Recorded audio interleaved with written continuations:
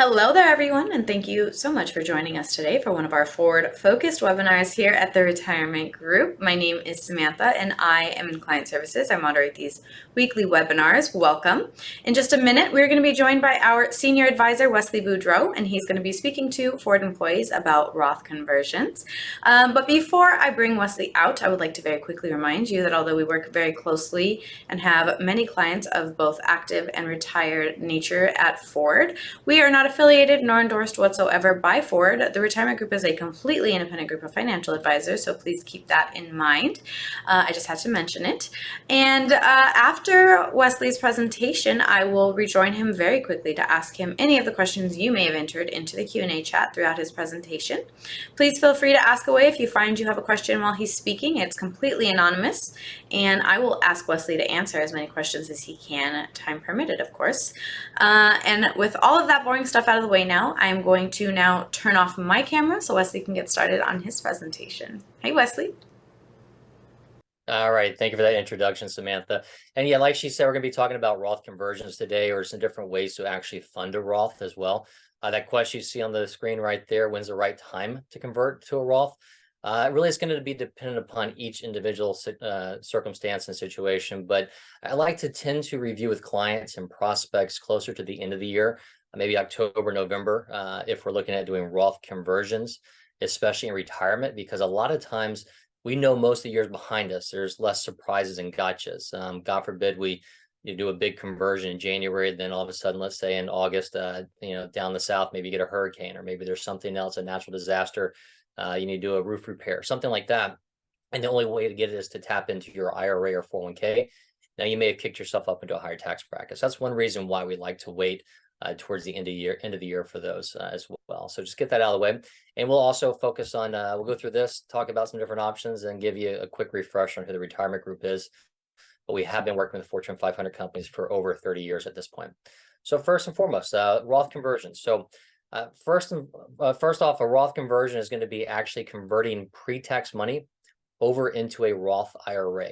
So that could be money you've set aside over the course of many years at a 401k. Maybe you've made IRA contributions. Maybe you've rolled over money from a 401k already, and you say, hey, look, I know there's a ticking tax, or there's a tax time bomb ticking, and I know I got to start taking RMDs, required minimum distributions, at some point. Right now, it's pretty much 73 for a lot of people, then pushing to age 75 in about 10 years from now. So what's going to happen is at that point in time, the IRS is going to come knock on the door and say, hey, you need to start taking distributions from your IRA or 401k so we can tax you on it. So a lot of times we want to focus on minimizing taxes. We know what tax brackets are now. We have no idea what they're going to be in 10, 15, 20 years, but it's a safe assumption to think that they may be higher than where they are now, given all the government spending we've seen the last couple of years, definitely. So that's where we get into the aspect of timing and whether or not a Roth conversion makes sense. And for every person, it's going to be an individual situation. We go through a lot of these every year. And in some cases, individuals who are in really low tax brackets where you think it might make sense, it actually doesn't make sense, because now we're kicking up into having extra taxation on their Social Security, for instance. Or it may be individuals that want to make big conversions of $100,000, $200,000, $300,000, $400,000 maybe. It may make sense, but they also have to factor in, based upon their age, if there's the higher Medicare premiums. We go through all those different things. So again, really, if you want to look at this, give us a call so we can dig into it in detail for you specifically. So we'll talk about the Roth conversions, and we'll look at a 401k Roth strategy here. We'll kind of show you a diagram, and then we'll also talk about withdrawal strategies and give you an example. A lot of this we're going to talk about more is pre-planning, focus on how you can get more money into a Roth IRA through your 401k. But again, if you've built up money already and you've got it in your 401k or IRA, and you want to look at Roth conversions, give us a call. We can go through that and give you the pros and cons, the break-even analysis, and things of that nature as well. But let's talk about those contributions. You may not be able to make a Roth contribution, depending upon if you're married or single, and how much you make.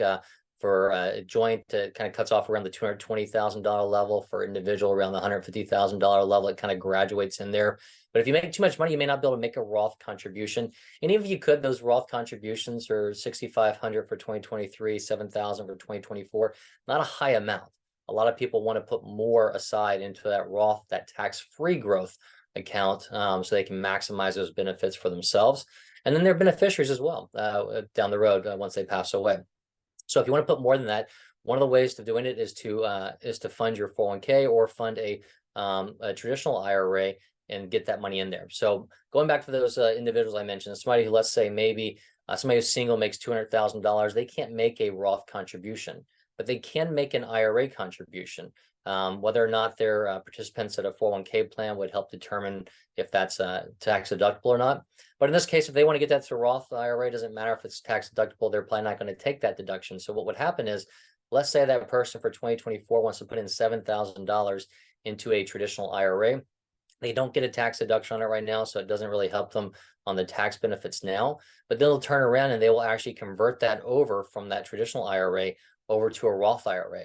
And now that money is going to stay in there and grow tax-free as long as they wait for 5 years and they reach the age 59 and a half before they start tapping into that money. Now, again, this is something that can be done right now, but it doesn't mean that the legislation can't change. Another aspect, it used to be that the minimum, or excuse me, the maximum you could convert from an existing IRA or 401k was $100,000. That limit went away, years back, but who's to say it can't come back? If you wanted to, and you could stomach the tax bill, you can convert $1 million right now to a Roth IRA. But again, it's going to count as $1 million of income, so it's going to bump up your tax bracket. But that still may make sense for you when you look at the long-term effects of it. But if we fast forward, they've added a limit, maybe they bring it back down to 100 or maybe 200,000. You may not have that luxury in the future. So again, something to review year by year. But again, this is kind of a backdoor strategy. We can use an IRA, make the contribution into the IRA, and then turn around, convert it to Roth IRA. But a bigger option is through a 401k backdoor strategy. Now, I want to preface this that not every single company we work with has the option to do this, or if they do, their 401k may not be flexible enough to do it in the most favorable method. So what happens is if you're able to get after-tax money into your 401k plan, you can then potentially turn around and convert that to a Roth IRA, or potentially do an in-plan conversion, convert it over to a Roth 401k if you want as well. That's going to depend upon your company plans. And a lot of times they have source hierarchy as far as where those monies come from. And it's not just going to affect the cost basis, but it's also going to affect the earnings. So it could generate a taxable distribution. So we need to go through that on a one-on-one basis usually.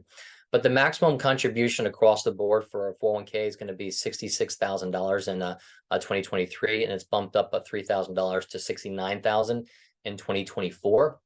And what's going to happen there is, generally speaking, most people think about that 401k classically as to, hey, I'm going to put in, let's say, 5, 10, 15% of my salary on a tax deferred basis, so I get a tax deduction. So let's assume maybe somebody's making $100,000 and they put in 15%. They put in $15,000 into that tax deferred 401k plan. And what happens is they take that deduction. So instead of it looking like they made $100,000 for the year, to the IRS, it looks like they made $85,000. So they potentially pay lower taxes. Now, eventually they let that sit there and grow over the next, 10, 15, 20, 30 years. And when they take that money out, it's going to be taxable at that point in time. And they have no idea what their tax bracket is going to be. The age-old philosophy is the assumption that, hey, when I'm working, I'm going to have a higher tax bracket than what I am when I'm retired. Now, a lot of times that still may make sense. But again, the aspect of it is we've got zero control over where taxes are going to be. So even if you make the same amount of money or you make less in retirement than what you do as a working employee, you could still potentially see higher tax brackets just because the tax codes have changed and those have gone up. So again, something to review. And we give you an example of tax brackets staying the same versus going up versus even going down. What's the best option for you? And a couple slides here coming up. But again, so 66,000, we'll focus on the 2023 numbers. Is that max? The max for pre-tax contributions, 22,500. And then depending upon if you've got company match, that goes into the factor as well. So of that 66,000, you can subtract out those numbers to figure out what you could put in after tax. Then you could also put in after tax instead of pre-tax if you want to. But I would probably argue if you've got a newer 401k, and most of them have this option with a Roth 401k option, instead of putting that pre-tax, or instead of putting it straight after tax, you can put that into the Roth 401k as well. But again, give us a call. We can kind of run through these with you one-on-one on the pros and cons, because again, you may think, hey, Wesley, I'm going to go ahead and start maxing out this after tax so I can turn around and roll it over, but your plan may not allow it. You may do that and just build up a lot of after tax and not have the ability to roll it over until you officially retire or leave the company. So it's really important to know that. And in some cases, like I said, you can do in-plan conversions, but what happens is they may force you to move those after-tax dollars over as well. So let me give you an example. Let's assume maybe over the years you've built up $50,000 in after-tax contributions. That's usually going to be coded as post-86 contributions on your 401k statement. And maybe it's grown to 75,000. So you've got 25,000 in gains there. If you wanted to do an in-plan conversion, it may be that company says, okay, we'll move the 50,000 over to the Roth 401k plan, but that 25,000 in gains, if we're going to convert that, that counts as $25,000 of income for you for the year, and you have to pay tax on that, and that's the only option you have. Whereas if you could do a rollover to an IRA, it's a little bit easier. You could take that 50,000 cost basis out of there, move that to your Roth IRA, and then you can take that 25,000 in gains, move that over to a traditional or rollover IRA, so it stays tax deferred and you're not paying any taxes whatsoever on that process, unless again down the road you want to convert later. So a lot of different things to kind of look at on a one-on-one basis for your specific company plans, and we'll be happy to go through that with you. I kind of gave an example, but here's the breakdown we have here in this case on that $66,000 level. Let's pretend that this company gives a little bit of match, not too much, but let's say $2,000. You see on that very top of that first bar chart, the person hits their pre-tax contribution limit at $22,500. And keep in mind, if you're over 50, there's catch up of $7,500 you can put in there as well. And so they're able to put in after tax of $41,500. So if you look at that second bar, you'll see this broken up between their contributions on a pre-tax basis, company contributions in the after-tax portion, and then they can actually take that after-tax potentially, if the plan allows them, and roll it over to a Roth IRA. Now, again, it's you have to look at it plan by plan. I've got some people that are able to do this on a quarterly basis, some that wait till the end of the year. So let's assume this person puts in that $41,500. Hopefully the market's gone up a bit. Maybe it's grown to $45,000.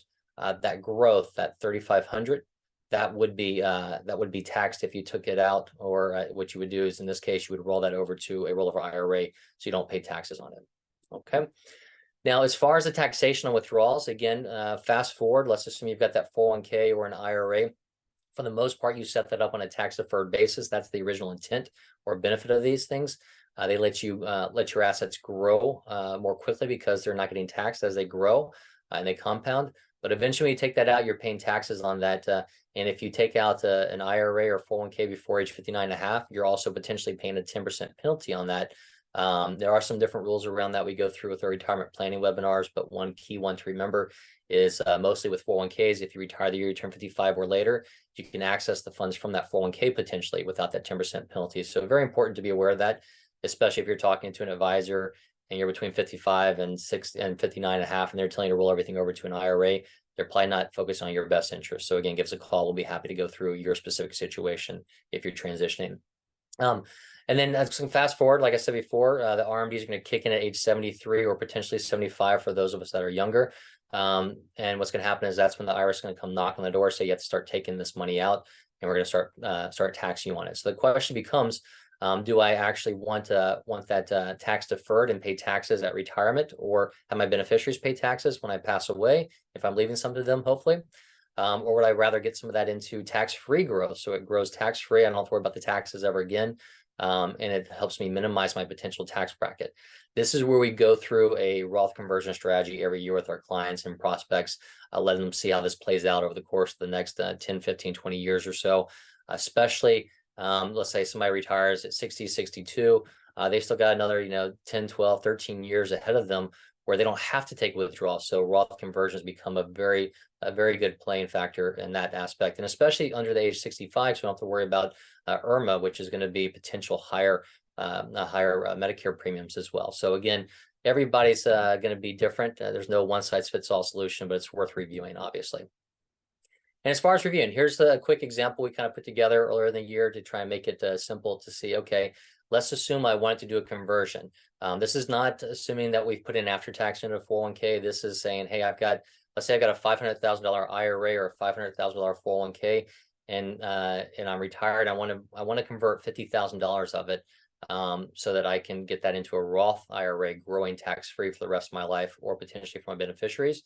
So how do we run a break-even analysis? Now it gets a little more complicated than this, obviously, but this gives you kind of a quick one screenshot at it. Let me zoom in here so we can kind of see the numbers a little bit better. But if we look at this person, let's assume on the left-hand side that they've got $50,000 they want to convert. Their current tax bracket is 24% tax bracket. And let's keep it safe and assume that their tax bracket at retirement is going to be 24% as well. Let's assume that capital gains is going to be 15%. And the rate of return on this, we're going to say, let's say they're 50 years old, they're going to let that sit in there for 15 years. So what's going to happen is that's going to grow over that 15-year period at 5%, a really simple, 5% compounded rate. So nothing fancy.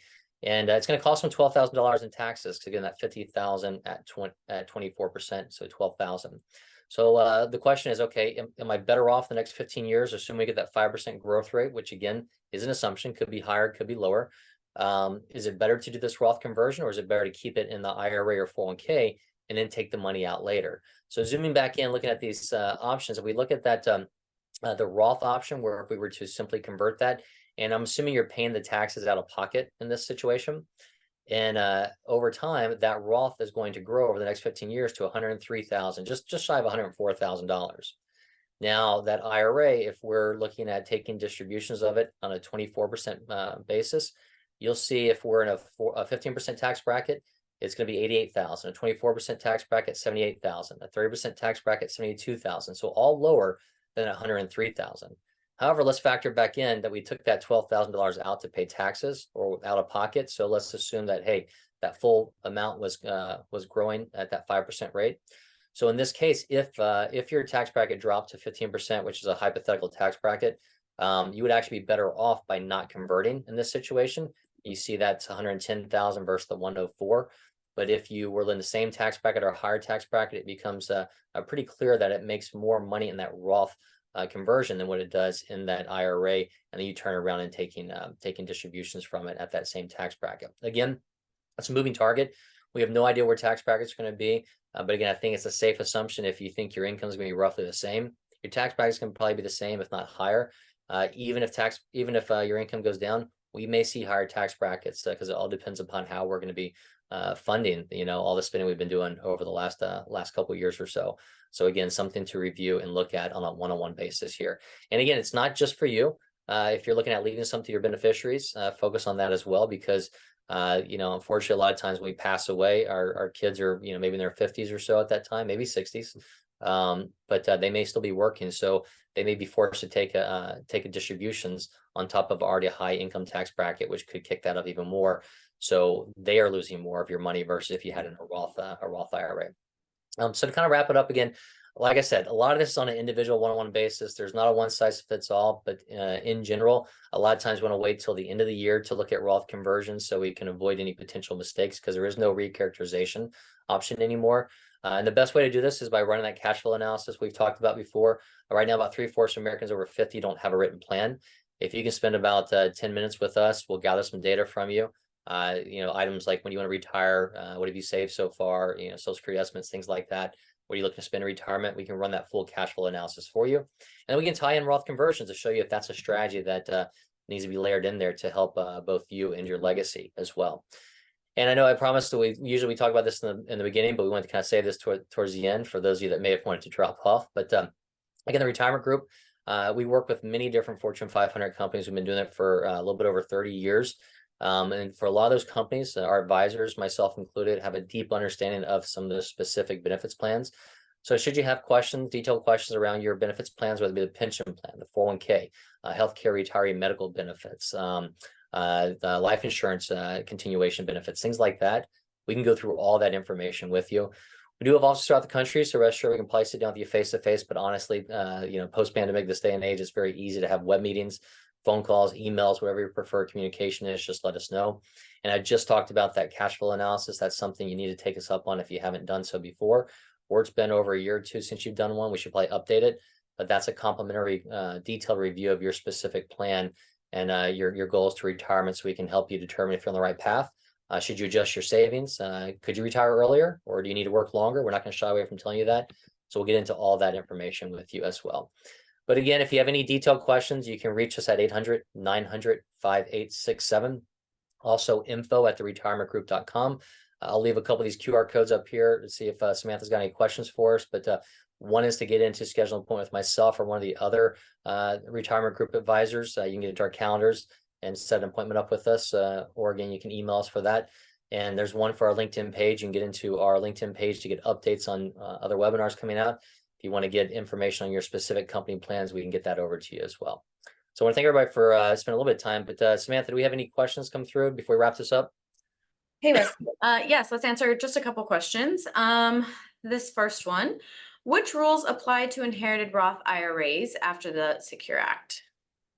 Okay, I mean, honestly, the Secure Act changed a lot of different rules, some for the better and some for the worse. And the inherited IRAs is kind of for the worse for non-spouse beneficiaries or non-eligible dependents.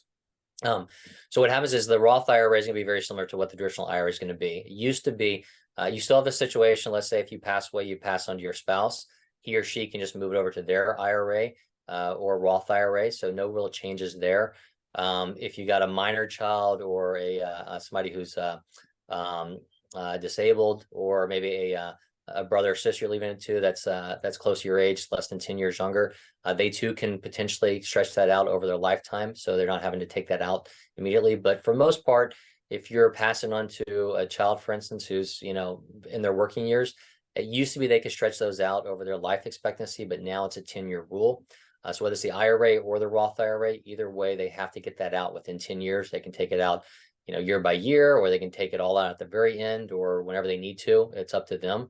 The good news is, again, that Roth IRA, it's not going to be taxable like an IRA would. But again, it goes back to that point I mentioned before.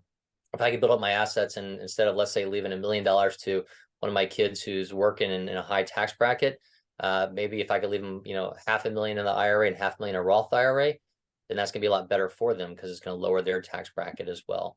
Not just mine, but lower theirs if my true goal is legacy planning in that case. Alrighty, thank you. Number 2, can recipients of both IRAs postpone taking distributions? You mean both IRAs, like a Roth IRA and a traditional IRA?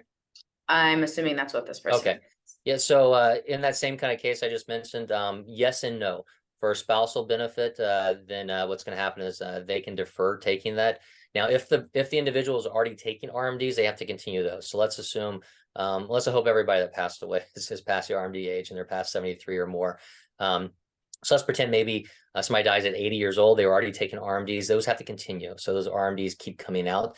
And versus if they pass away at 65, they weren't an RMD age, then that spouse can move it over to his or hers and defer taking those out until their own RMD age would be.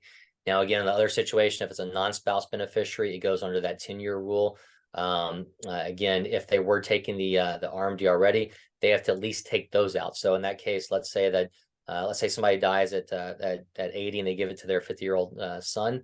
They have the 10-year rule and they have the RMD rule. So they have to get the entire account out within 10 years, but they also still have to take out, the annual distributions that the individual's taken before. So it gets a little complicated. So again, that's where it comes into give us a call and kind of pre-planning a lot of this. Because again, if you're forced to take money out, it's better to have tax-free money than taxable money in some cases.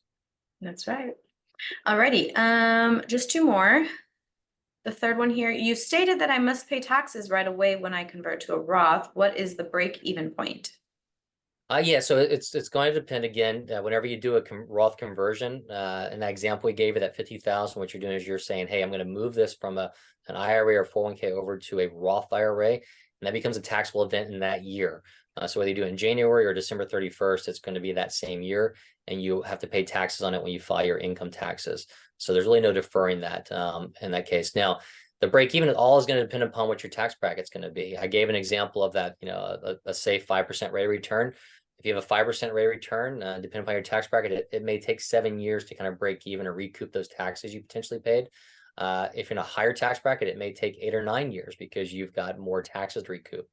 If you got a 6 or 7% rate of return, it may only take 5 years to recoup that. So it all depends upon each individual. And again, that's why we like to run these scenarios kind of one-on-one so we can see what your specific situation is. But for the most part, I mean, a lot of this is going to be long-term planning. Let's hope that we're around for 15, 20, 30 years or so. So even if you're break even, you might say, gosh, I'm break even in 7 years. It still means that after that 7 years, you're getting tax-free growth. So it still is beneficial. It's just a matter of how much do you want to pay now versus later. Alrighty, Wesley, thank you. Just one more. Okay. How would I go about making sure my kids inherit a tax-free asset? Okay, kind of what we were talking about before. I mean, if you've got an IRA, and I do this with a lot of clients right now. Let's say they've built up most of their assets in IRAs because a lot of the 401ks a lot of the companies we work with have 401ks in pension plans. So somebody may have 90% of their assets in tax deferred vehicles. And what's going to happen is whether they need that money or not, eventually they have to start taking those required distributions at 73, and that money has to come out. And in some cases, they may not need that much money. So we can look at converting some of that to a Roth IRA to minimize the amount they're forced to take out in the future, which gives them more planning capabilities to say, hey, I want a lower RMD. If I need extra money, I'll take it from my Roth, so I'm not paying taxes on it. But that's also the same situation where they say, okay, I want to make sure I leave, $500,000 to my kids, or I want to leave XYZ, or I just want to make sure I give it as much as I can to them tax-free. That's where those Roth conversions come into play as well. And again, it's really kind of a year-by-year, case-by-case situation to look at. I've had clients where, we try to keep them in the 12% tax bracket, and we've converted, maybe 20, 25,000 a year. I've had others that converted, 3, 4, 500,000. Others where we've done a big conversion one year and then reduced it or didn't do it the next year because we're looking at IRMA situations for Medicare. So there's a lot of complicated things that kind of go into this versus just saying, hey, I want to convert it. So you need to give us a call before you make any mistakes, because it could be a higher tax situation than you think. But to answer the question, converting to a Roth IRA or getting that money into a Roth IRA is going to be really the only tax-free way to get that money over to them as well. Alrighty, Wesley, that was all of the questions we had for today. Do you have anything else to add before we go? No, just to kind of reiterate what you said at the beginning, I believe this is more generic, talking to a lot of people, but we do work with a lot of individual specific companies, so we know those plans inside and out. However, that does not mean we're endorsed by your company, nor employed by them. But should you have any questions besides the Roth IRA conversions and how to do this, give us a call. We can dig into any question you have, and especially that cash flow analysis we talked about, and any retirement planning needs you may have. But again, we want to thank everybody for joining us, and we hope you have a great day. And again, it's 1-800-900-5867. Thank you. Thank you, everybody. Thanks, Wesley. Mm-hmm.